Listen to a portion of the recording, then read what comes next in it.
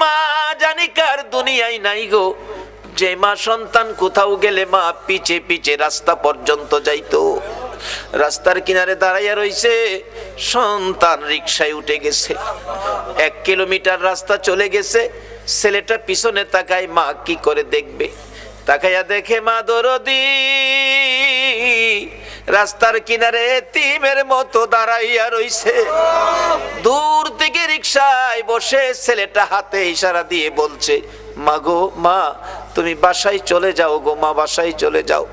মা চোখের পানি মুছে আর ইশারার জবাব দেয়, বাবা রে আমারে বাধা দিস না রে, যতক্ষণ তোমার রিকশা দেখা যায় আমি বাসায় যাব না।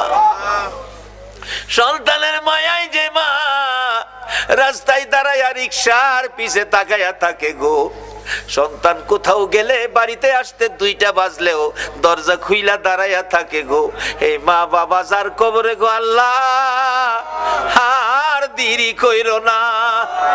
এই মুহূর্তে ওই সকল মা বাবার কবর গুলো জান্নাতের বাগান বানাইয়া দাও।